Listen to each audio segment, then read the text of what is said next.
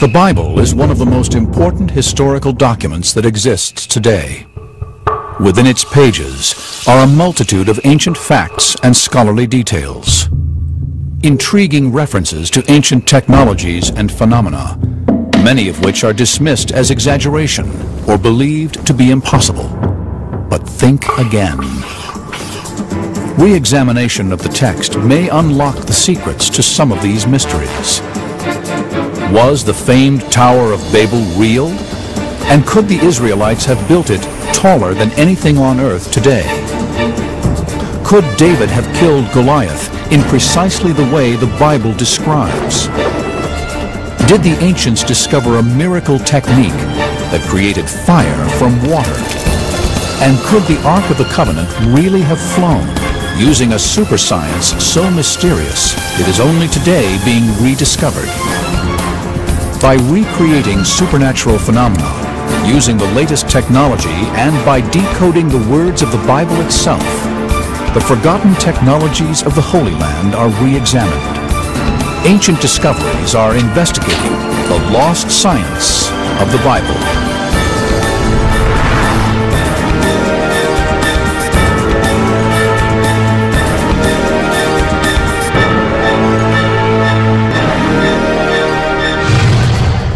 For thousands of years, the miracles described in the Holy Bible were taken to be genuine in every detail. But in modern times, the literal accuracy of the text has been questioned. Many believe that the stories are symbolic. The meanings are enshrined in truth, but the details are sometimes exaggerated or embellished. But maybe the words of the Scriptures are more accurate than some now believe. Our ancestors had a surprisingly advanced understanding of science and the world around them. Ancient discoveries will use this knowledge not to prove or disprove the text, but to discover whether the fantastical details of the Bible are scientifically possible. It's a journey that begins literally at the height of ancient architecture. It was believed to be the largest building ever erected, a tower so high it may have reached heaven itself.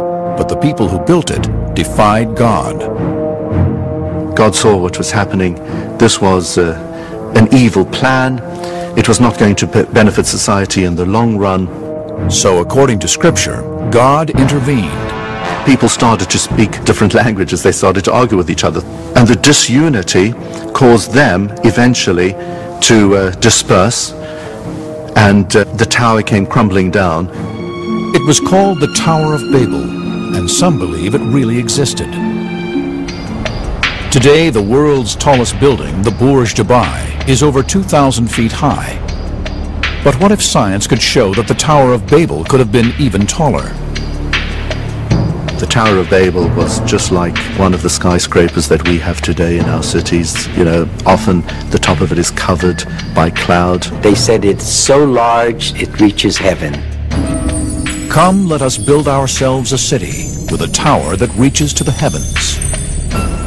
Modern historians and archaeologists believe this story to be an exaggeration. But what if science could prove that the ancients really did have the technology to build such huge constructions? The key is to test ancient materials and architectural techniques to show their limit. Using information directly from the pages of the Bible itself, researchers will use modern science to calculate how high the ancient engineers really could have built. The story says that when they came to build the tower, they used the brick. So how tall could an ancient brick building have been? If one wanted to figure out how tall a building you could build with a brittle material like bricks, you can get a rough idea of this by calculating the weight of one brick and then figuring out how many bricks you could pile on before it starts cracking unacceptably and falls apart, so your foundation starts crumbling. So the first step in this investigation is to reproduce an ancient brick. Lynn Hobbs is a professor of materials science at the Massachusetts Institute of Technology. He is making a sun-baked brick out of clay, using the same technique as 3,000 years ago.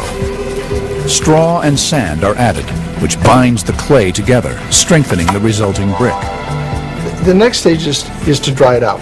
And the easiest way to dry it out is just leave it in the sun. And then the brick gets hard. To calculate the maximum height of a building made up entirely of these sun-baked bricks, you need to find out the strength of a single brick. To do this, Professor Hobbs is using an Instrom machine. This crushes the brick in a steel press until it breaks. The maximum load that this brick sustained was 800 pounds, and that's over 2 square inches.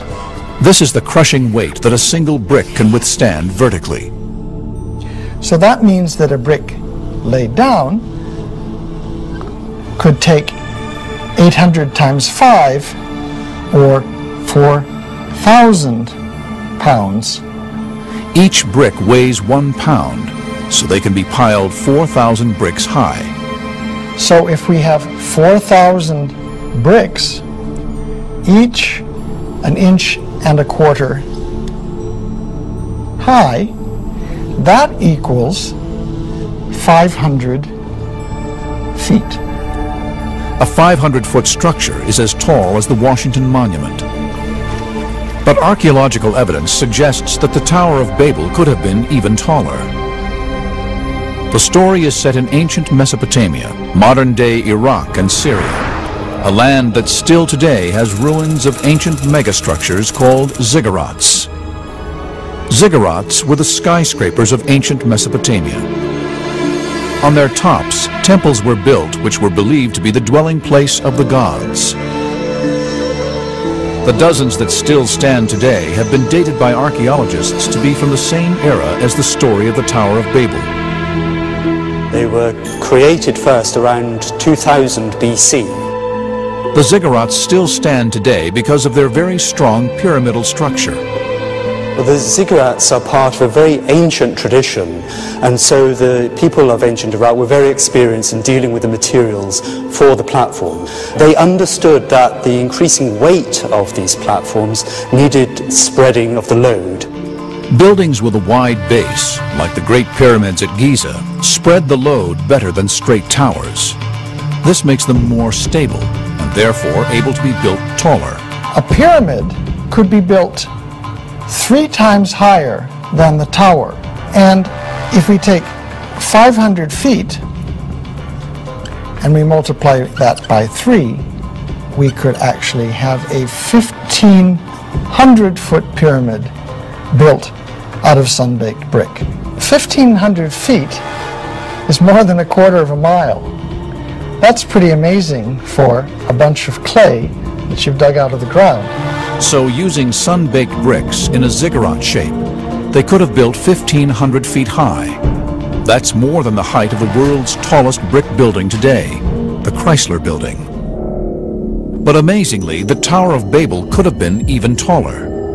There was a new and revolutionary technology so important, it is even mentioned in the pages of the Bible itself. They said to each other, "Come, let's make bricks and bake them thoroughly." That treatment of burning the brick changes its properties quite drastically. It makes it much stronger.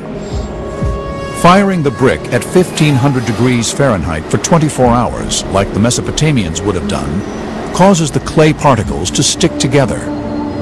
This results in a more consolidated and stronger material.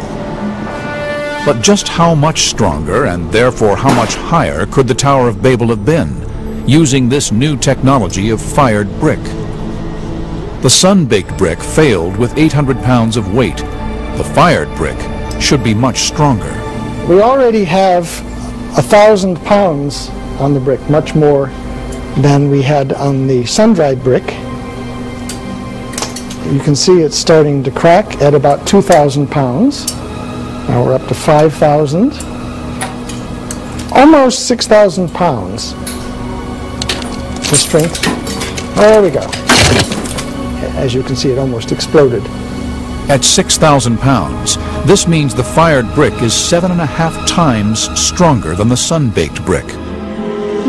Professor Hobbs is using these new results in the same calculation to find out just how high the ancient Mesopotamians could have built.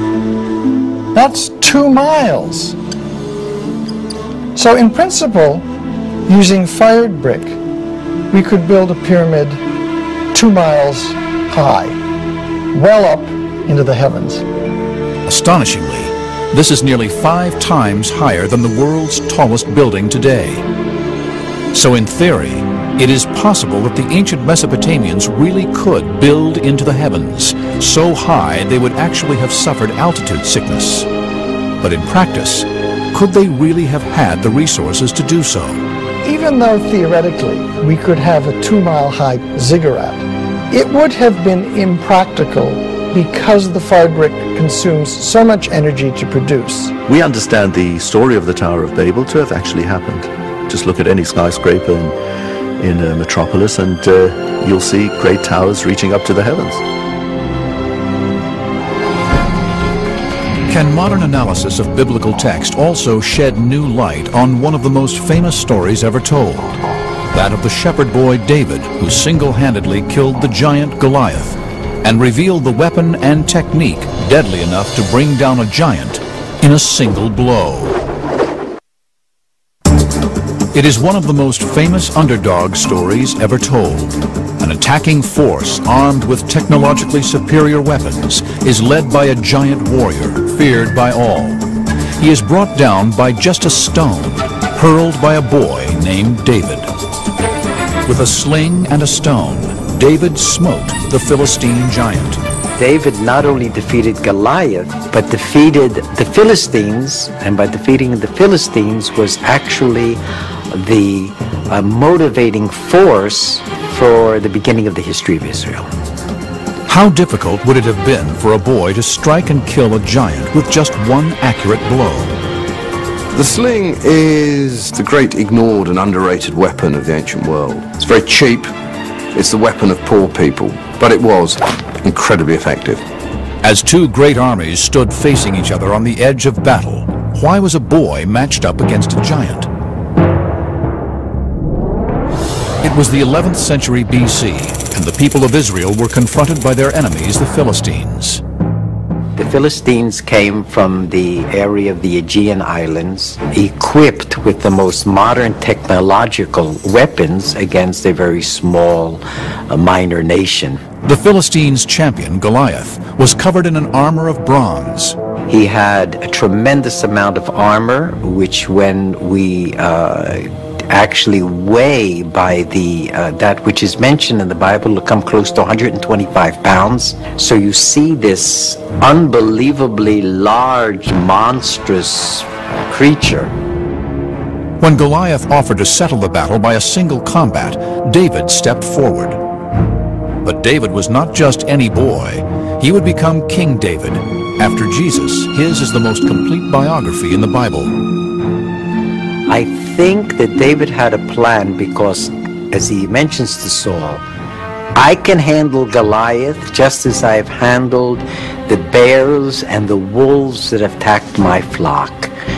My flock now is the Israelite army. My weapon is the slingshot. There is the wolf and the bear. Ancient discoveries will use modern technology and clues from the Bible itself to discover David's technique. First, we must find the perfect sling for one-to-one combat. The most advanced sling of ancient times was one that was adapted for extra power. This device I'm holding is called a staff sling, which is basically a sling which is attached to a long pole. This pole gives the slinger a greater reach and therefore greater power in every throw, which made it a favorite for heavier projectiles, like primitive bombs used like mortars on ancient battlefields. But would this have been the best sling for David to have used against Goliath? I think the idea that David could have used a staff sling is fairly unlikely. This isn't a particularly accurate weapon. The way I like to think of this is that the highly trained hand sling throwers were more like a modern day sniper in that they were highly skilled, highly trained, and they could send a very small projectile with amazing accuracy. So David needed a hand sling. The kind of slings that are used in the Near East throughout the late Bronze Age are made pretty much like this. It's braided out of hemp. This is the sort of projectile that was used in Judea, in Israel, you're looking for a very specific size and shape. A nice smooth oval shape. This improves the aerodynamic nature of the projectile, maximizing accuracy. You need a certain amount of weight to get the projectile to stay in the pouch of the sling happily. If it's too light, it will just fall out as you swing the sling back. If it's too heavy, it won't go as fast when you shoot it. So between those parameters is the ideal sling stone. He chose 5 smooth stones from the stream, and with his sling in his hand, approached the Philistine. Now we have a sling and a stone like the one David himself would have held. We can test this weapon's capabilities. Luis Pons Livermore is the slinging champion of the Balearic Islands, home for millennia to the world's greatest slingers. The Balearic Islands get this reputation of being the best slingers in the ancient world. They get an inherited expertise in using the sling. Luis has traveled to the Holy Land to test the destructive power of a replica Iron Age woolen sling and stone. He is investigating the exact technique David himself would have used to bring down Goliath. The sling is like an extension of the arm. It has 3 sections. One ring is here, and then there's the middle part where the stone goes. It ends in a knot here. You put your middle finger in here, and you hold it in a pinch, not a grip. The stone is put in the top part of it. You simply spin it 3 times, stretch your arm, and open your hand.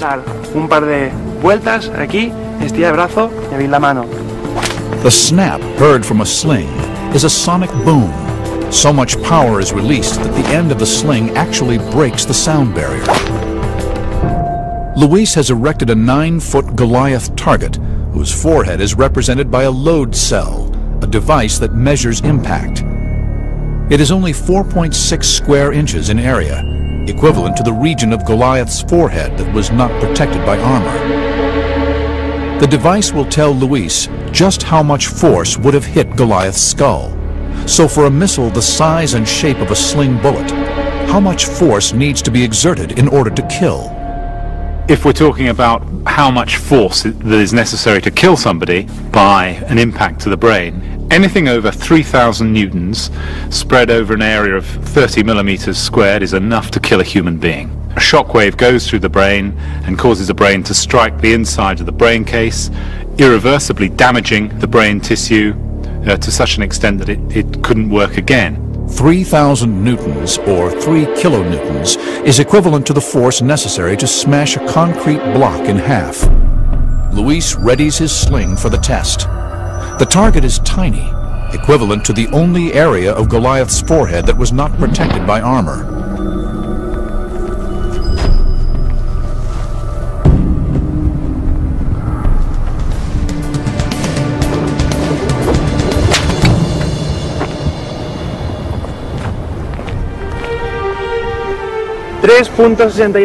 .62 kilonewtons.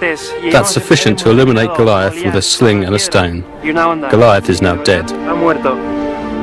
He slung it and struck the Philistine on the forehead. The stone sank into his forehead and he fell face down on the ground. But to have achieved this must have taken extraordinary skill and nerve. Even Luis, the world's foremost champion slinger today, has found it exceptionally difficult to obtain power and accuracy at the same time. To be able to take out an armoured man with one sling stone is a lucky or an incredibly skillful shot, even for a very skilled slinger. He must have been endowed with some tremendous skill, ability, and capability that came to fore at the time of a crisis. And the fact that he was able to face a crisis successfully is one of the basic requirements for ultimate kingship. Ancient discoveries have revealed that it is possible for a mere boy to sling a stone so accurately that he could kill a distant target. But to do this, David would have been more skilled than the average shepherd boy in the arts of a warrior, or very lucky, or, as the Bible suggests, truly blessed. Throughout the reign of King David, and still to this day, man has attempted to control fire. Could ancient documents reveal that the people of biblical times had a miraculous technique, a way to create fire as if from nowhere?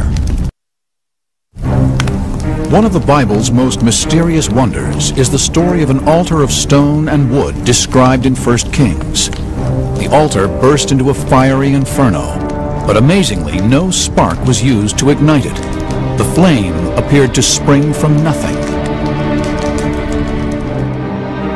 Analysis of accounts by some of the greatest historians of the ancient world could shed new light on this biblical puzzle. They describe a mysterious man-made chemical that would burst into flame without the need for sparks or embers. It was called automatic fire. Automatic fire, as it sounds, is fire that seems to spontaneously ignite. They think of a lot of this is mysterious, supernatural, that there are magical powers at work. Ancient discoveries are investigating the secrets of automatic fire. The story begins nearly 3,000 years ago on Mount Carmel in Israel. According to the Bible, the Israelites had been rejecting Jehovah and worshiping Baal, the god of rain. Now there was only one priest of Jehovah remaining, the prophet Elijah. Elijah went before the people and said, "If the Lord is God, follow him. But if Baal is God, follow him." But the people said nothing. He had to lay down the gauntlet, and he said, "Come on, bring your prophets of Baal, and let's see who the real God is." So Elijah set them a challenge. He and the prophets of Baal would both build altars and call upon their gods to ignite them. He told the prophets of Baal, "You build your altar, offer whatever prayers you want," and that's exactly what they did, without any response. The prophets of Baal failed. No fire appeared. Now it was Elijah's turn. He built an altar out of wood. He got the people to dig a furrow going around, to fill it with water. Fill 4 large jars with water and pour it on the offering and on the wood. Do it again, he said. Do it a 3rd time. And then he prayed to God, "Save us, answer us our prayers." Fire came out from heaven and consumed the entire area. Elijah had won them back to a belief in God. Fire on an altar drenched with water. Is it possible the water itself somehow actually ignited the blaze? We're used to water putting out fires, but sometimes water can create a fire. What substance could they have had in the ancient world that would display such a supernatural quality? Documents written in Israel in 232 BC harbor clues about the mystical substance automatic fire. There's this man called Julius Africanus who lives in Jerusalem. He talks about this automatic fire. What it probably is a mixture of naphtha and sulfur and quicklime. Because this was such a potent thing, the recipes for automatic fire were always very, very closely guarded. And the secret remains hidden again for hundreds of years. Until in the 1st century AD, the great Roman historians Pliny and Livy both write accounts of this magical mixture igniting with water. Using these accounts and the chemicals they describe, ancient discoveries will attempt to relearn the secrets of automatic fire. Tim Gallagher is the head of chemistry at Bristol University, England. He has been conducting experiments using only substances available in Elijah's time. We have 3 components: calcium oxide, quicklime, sulfur, and naphtha. These are the 3 components that are mentioned in the ancient texts. Sulfur and naphtha both occur naturally, and quicklime comes from burning limestone. We're going to try and create a fire by combining these components and adding water. The easiest way to start a fire with water is to have a reaction that generates a lot of heat. And in principle, that heat could then ignite something close by that's also flammable. Fires start when a flammable fuel is subjected to heat. When you mix water with quicklime, you generate a lot of heat. The reaction of water with quicklime is highly exothermic. An exothermic reaction is one that releases heat into the atmosphere. This happens because chemical bonds are being formed between the water and the calcium in the quicklime. And what I'm going to do now is cook an egg with the heat that's generated by the quicklime. over 500 degrees Fahrenheit now. I didn't think we would generate such a large amount of heat so quickly.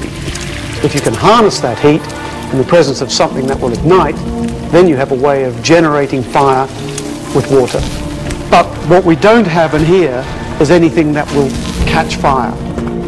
So Tim is going to redo this test in the presence of the two fuels, naphtha and sulfur, in the hope that these will ignite from the heat generated. But this experiment will be on a much larger scale. Tim has built a replica of Elijah's altar. So the altar is comprised of 12 large stones, which represented the 12 tribes of Israel. We've added all the quicklime into our little trench. Here we have pieces of rock sulfur, and then the last thing that we'll do, which is the last thing that Elijah did, Elijah poured 12 barrels of water onto his altar. We think that some of that water was naphtha.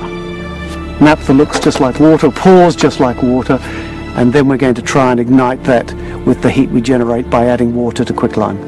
The quicklime and water need to raise the ambient temperature past 449 degrees Fahrenheit in order to ignite the sulfur. Once the sulfur is alight, the naphtha and the altar should burst into flame. In Tim's earlier laboratory test, the quicklime reaction reached 527 degrees Fahrenheit. So in theory, this experiment should succeed. But in practice, it hasn't been tried for thousands of years.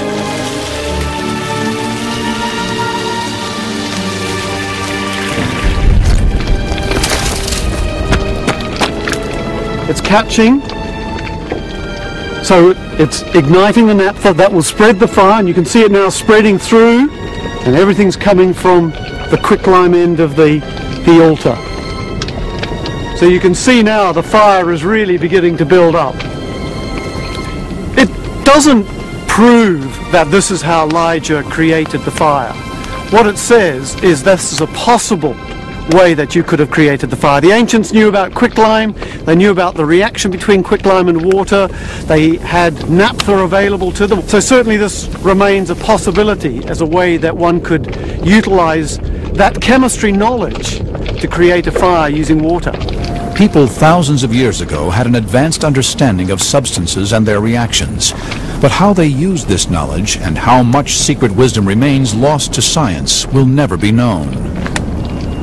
Another closely guarded secret of the time was that of one of the earliest biological weapons, a honey that was toxic and was used by ancient armies to poison the enemy. Bees, wasps, and hornets strike fear into most of us. Even today, bees kill up to 100 people every year. And in biblical times, military leaders used this fear to terrify enemy armies. In the Bible, if you take all the references to bees, you will notice that some of them present bees as being a danger, as being even a lethal weapon in war. And I will send hornets before you, which shall drive out the Hivite, Canaanite, and Hittite from before you. People develop all kinds of ways to use bees. They pack them into little clay pots, which are almost like hand grenades. They attach whole hives to catapults and shoot them into cities. But in an ancient account by Greek historian Strabo lies evidence that this weapon was taken one step further.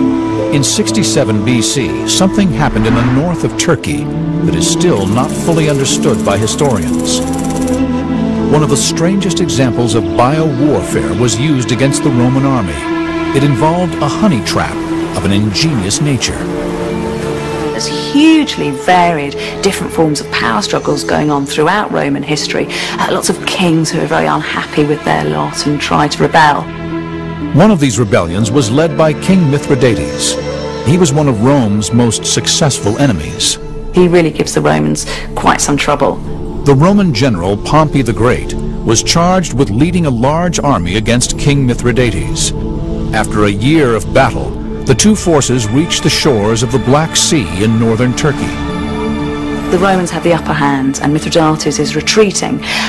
What he does very cleverly, though, is he leaves in his path these pots of honey.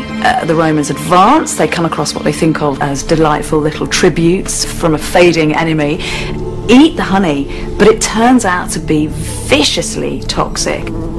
Could this honey really have been a ready-made biological weapon? The soldiers go slightly crazy. It's as if they're high, drunk, then very agitated, and then a lot of them throw up and have diarrhea, and then they get very, very high again and kind of rush around, and this lasts for about 3 days. Amazingly enough, the Bible itself might warn of this terrible bioweapon. Have you found honey?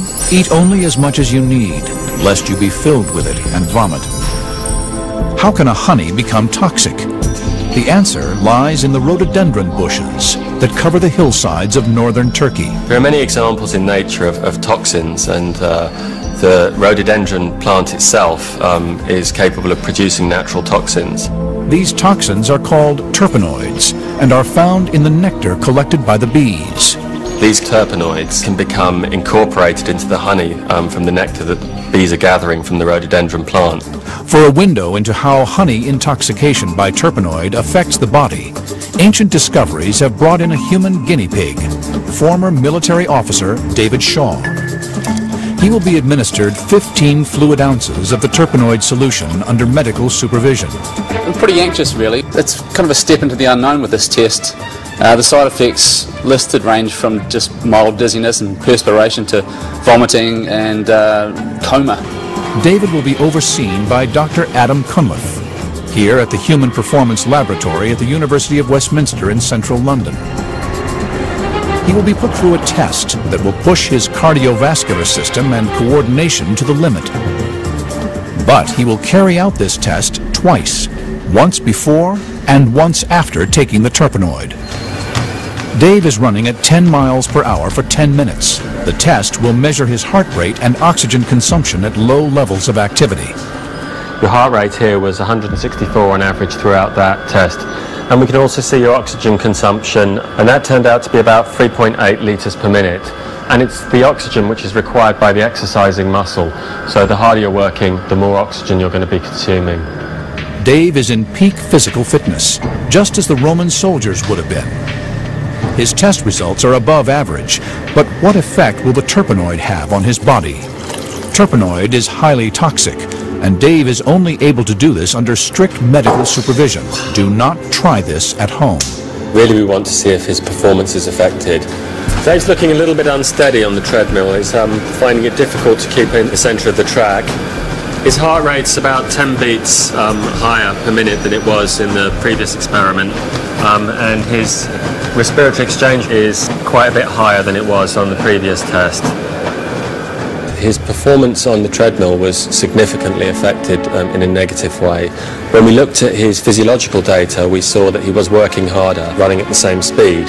Any form of coordinated movement, as a battle would certainly involve, would be seriously affected. I had no control over my cardiovascular system, and obviously the results show that I was greatly diminished. In essence, we could see it as an early application of a kind of chemical or biological approach to warfare in getting the opposing forces to actually ingest this toxic substance.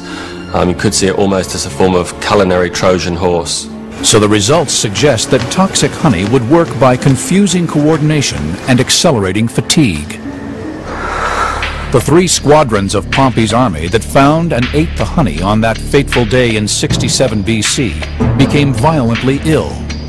That night, the sick Romans, still suffering from the effects of the toxin, were annihilated by King Mithridates' army. War drove technology to develop in biblical times. But in making weapons, did the Israelites also discover a super science that would allow objects to levitate? The Ark of the Covenant, containing the 10 Commandments of God, was said to have been able to fly. Can modern research now show that this really was possible? Well, now the Ark is really levitating, hovering freely in the air. The most powerful religious object in the ancient world was the Ark of the Covenant. We call it the Mysterium e Tremendum. It is this tremendous mystery of divine power, all concentrated within a small architectural device. It was said to be able to levitate, to bear its own weight in thin air. It was there, moving by itself, supporting those who were carrying it. Could this phenomena have been divine power, or is there another explanation? Could the levitation have been achieved by lost technologies, technologies that only today are being rediscovered? Believers believe that God can do anything, and especially when it comes to the Holy Ark, which houses the Ten Commandments given by God to Moses on Mount Sinai. The Ark is mentioned in numerous books of the Bible, the Quran, and the Hebrew Torah. But the most mysterious story is that of Uzzah. We know from the first book of Samuel how in the days of King David the time had come for the Ark to come back home to Jerusalem. Oxen were pulling a wagon on which the Ark was resting. Uzzah noticed that the oxen started to fall to the ground. He feared instinctively that the Ark could fall, and so he put out his hand to steady the Ark, and as soon as he did that, he dropped down dead. Why? Actually, the Ark didn't need an Uzzah or anybody else to steady it. God said to him, Uzzah, it bears those that carry it. Can it not certainly bear itself? God was powering that Ark forward. Yes, it was levitating through the air with that power coming from God. But can science offer an alternative theory? Modern scientists have uncovered a set of substances with mystical properties. They're called superconductors and could explain the miracle of levitation. Superconductivity is one of the great frontiers in physics. Superconductor expert Professor Tom Johansen at the University of Oslo, Norway, is investigating the phenomenon of levitation by superconductor. I have a magnet here, and if this is in the vicinity of the superconductor, when I cool the superconductor, what is going to happen is that the superconductor recognizes that there is a magnetic field surrounding it, and it's going to react on that. These unique properties of a superconductor create an effect called stable levitation, but they only work under very specific conditions. There are many materials which are superconducting by itself. For instance, aluminum, lead, many elements are superconducting. So the materials used to make superconductors were common in the ancient world. But you have to cool them far down in order to get those properties. Substances will only superconduct past a critical temperature. To raise this critical temperature, metals are combined into alloys. I have here a piece of yttrium barium copper oxide, and this material has to be cooled below 91 Kelvin in order to get into the superconducting state. But this you can achieve very simply by pouring in liquid nitrogen. 91 Kelvin is equivalent to minus 296 degrees Fahrenheit. I can take the magnet and bring it closer, but if I now put my hand back, it will stay in the air. Magnetic levitation by superconductivity. But how can the magnet oppose the force of gravity? James Dean, a specialist in creating three-dimensional schematics, is using technology specifically designed for ancient discoveries to investigate. When a superconductor is cooled below its critical point, the way in which electricity flows within it changes. If we take this superconductor and we place it in the presence of a magnetic field, we can see that the field lines of the magnet are inducing a flow of electric charge within the superconductor. These currents form tornadoes of charge called vortices, with the magnetic field passing through their core. If we zoom in and take a closer look, you can see that the vortices of current that the magnetic field has induced are passing through any little tiny defects they can find in the superconductor. These defects pin the vortices and therefore the magnetic field in place. If we move the magnet, we're moving the magnetic field with it, which means that the vortices are being dragged away from their pinned locations. So they're resisting this movement, and if we push it and pull it, we can see that it's trying to pop back into place. In fact, we'll find that any force which tries to move the magnet, and thus the magnetic field, will be met by an opposing force, which tries to return it to the same location. And this is the key to stable levitation. The pinning of the magnetic field opposes the very force of gravity itself. So the magnet is locked in place because its magnetic field is locked in place, and it levitates above the superconductor. If the superconductor is moved, the levitating magnet will follow it, flying at the same height along a plane. So the magnet not only levitates, it can also be moved stably through the air. But could the ancient Israelites have mastered such a science more than 3,000 years ago?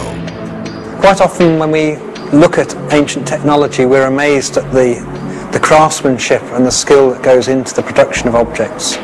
This was an age of highly sophisticated metallurgy. War across the ancient Middle East was fueling the fires of advancement. Smelting processes were being improved to produce better alloys for weapons. While making these alloys, could the ancient Israelites have discovered this super science? If this were the case, it would not be the first lost technology puzzling historians. Quite recently we were looking at Bronze Age spearheads, and they're amazingly fine castings, and we were trying to find a modern foundry that could replicate these. They all had great problems in achieving anything near the quality that the ancient metalworkers could do. Was the Ark of the Covenant also levitated by a lost technology? Ancient discoveries will put this to the test. Tom has built a model of the Ark and will push stable levitation to its limits. To levitate this Ark is quite a challenge because it is a large object and it's heavy, and that I've never done before. At the bottom plate I have attached 4 very strong magnets which are going to interact with the superconductors that you are seeing here, and I have put the spacer in between so I have a gap between the Ark and the superconductor when I will cool them down.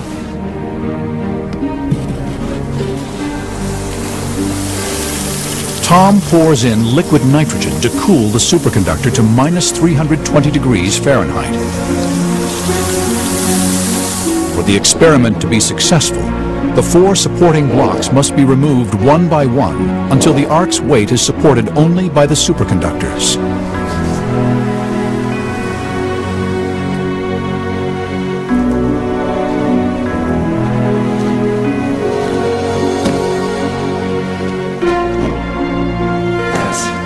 Well, now the Ark is really levitating about 50 millimeters above the superconductor, hovering freely in the air.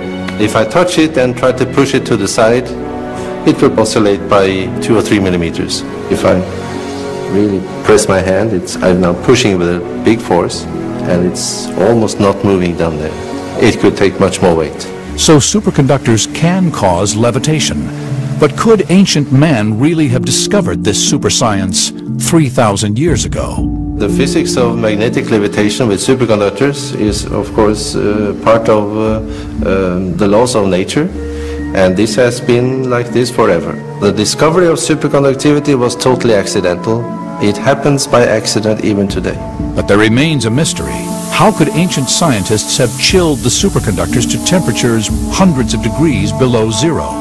It is possible they didn't need to. They could have discovered materials that superconduct at room temperature.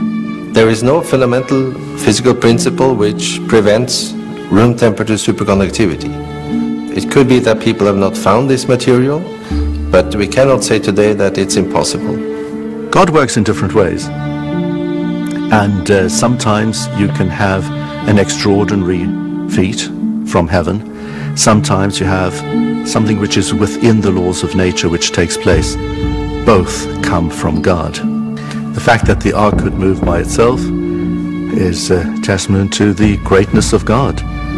It is not magic, but it's very fascinating physics. Modern science often helps to substantiate details and facts that are in the Bible. There are details within modern science which are incompatible with the biblical account of events, but often actually modern science can be an aid to strengthen our faith and to substantiate what's in the Bible. The mysteries of the Bible have intrigued scientists and historians for millennia, but the book also gives us clues to the ancient civilizations, cultures, and technologies of biblical times. Modern scholars have used this evidence to advance our knowledge of history.